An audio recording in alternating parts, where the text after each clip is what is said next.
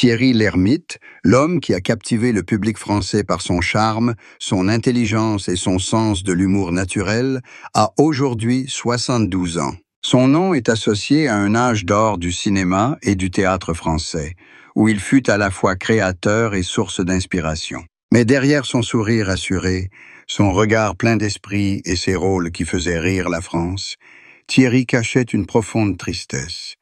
Une tristesse dont il n'a jamais vraiment parlé pendant des décennies, jusqu'à son crépuscule. À l'âge où l'on commence à regarder en arrière, il a avoué ce que beaucoup soupçonnaient.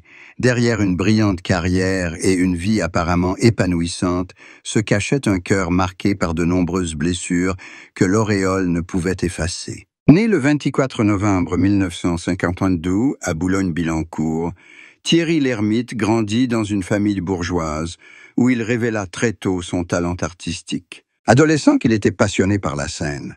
C'est cette passion qui lui a permis de rencontrer des amis qui deviendraient plus tard des légendes, Christian Clavier, Michel Blanc, Gérard Jugnot, qui, avec lui, fondèrent la célèbre troupe comique Le Splendide. Ces jeunes amis écrivaient des pièces, les mettaient en scène, se produisaient dans de petites salles parisiennes, sans que personne ne se doute que quelques années plus tard, ils deviendraient le centre de l'humour français. Le succès du Splendide ne résultait pas seulement du talent, mais aussi de l'unité, de l'enthousiasme et du regard neuf d'une génération d'artistes désireux d'insuffler un vent nouveau au cinéma français, trop sérieux. Mais tandis que le public riait, Thierry nourrissait une anxiété secrète. Perfectionniste, il se mettait toujours la pression plus que quiconque. À chaque sortie d'un film, quel que soit son succès, il trouvait toujours un motif de reproche. Ses amis racontent que même après des avant-premières acclamées, il quittait discrètement la troupe, n'allait pas au fait, rentrait simplement chez lui et s'asseyait seul pour réfléchir. Au début de sa carrière, il éprouvait un étrange sentiment d'isolement. Au milieu de la foule, il se sentait perdu. Bien qu'aimé, il avait toujours l'impression que ce n'était jamais assez. C'est ce qui le poussait à travailler pour s'évader de lui-même. L'amour est venu à Thierry sans grande pompe. Il a rencontré sa femme, Ariel, très jeune. Ils se sont mariés en 1977, alors qu'ils commençaient tout juste à se faire connaître. Ariel n'était pas issue du monde de l'art, et c'est peut-être ce qui a préservé Thierry du tourbillon de la célébrité qui pouvait emporter de nombreux artistes. Pendant plus de 4 décennies, elle a été son seul soutien paisible, la seule personne capable de discerner la vraie personne derrière les projecteurs. Mais leur mariage n'a pas été sans hauts et bas. La célébrité éloignait constamment Thierry de chez lui, et son emploi du temps chargé l'empêchait d'être rarement avec sa femme et ses enfants. Certaines années, il vivait presque dans les ateliers plutôt que chez lui. Il a un jour admis que ce fut la plus grosse erreur de sa vie. Je passais tellement de temps à faire rire les autres que j'oubliais de faire de même pour ma propre famille. Les années 1980 et 1990 ont marqué l'apogée de Thierry Lhermitte.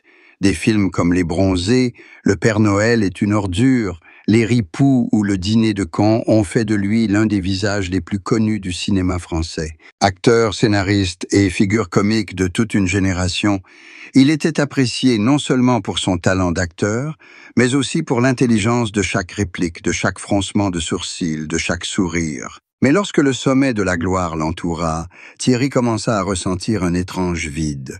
L'aura qui autrefois le rendait fier devint un fardeau. Il réalisa peu à peu que les rires du public ne suffisaient pas à combler le sentiment de perte qui l'habitait. La plus grande tristesse de Thierry ne résidait pas dans les échecs de sa carrière, mais dans le prix qu'il avait dû payer pour réussir. À la mort de ses parents, il n'était pas là, occupé par des tournages à l'étranger. Lorsque ses enfants grandirent, il n'eut pas le temps d'être témoin de leur évolution. Et à l'approche de la vieillesse, il réalisa que les moments les plus précieux de la vie étaient ceux qui lui avaient manqué. Lors d'une rare apparition télévisée, il a confié « Avant, je croyais vivre, mais en fait, je courais. » Cette déclaration a ému nombre de ses fans, car ils ont compris que l'artiste qui avait autrefois fait rire la France entière portait aussi en lui une solitude indicible. La santé de Thierry inquiétait également sa famille et ses fans.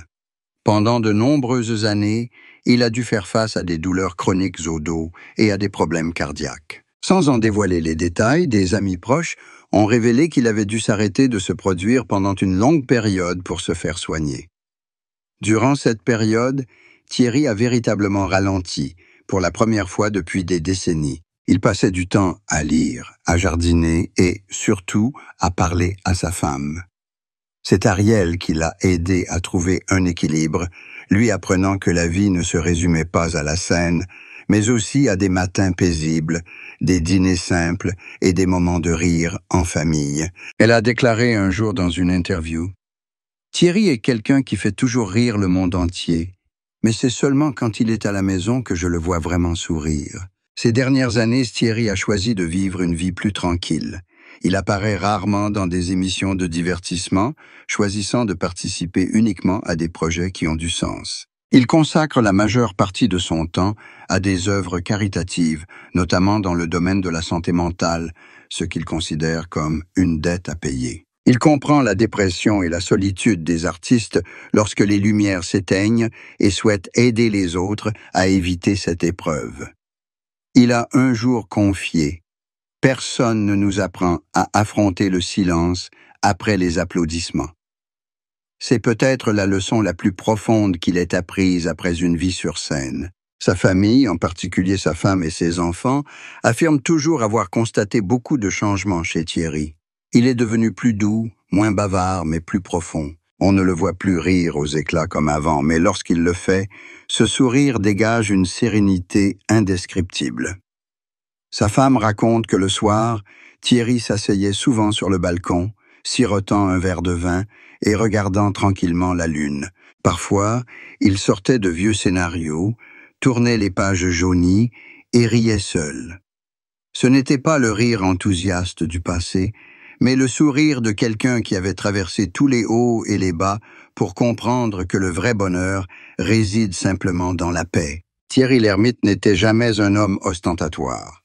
Même lorsqu'on l'interrogeait sur la plus grande tristesse de sa vie, il répondait à voix basse: « C'est quand j'ai réalisé que je ne pouvais pas rendre heureux tous ceux que j'aimais. »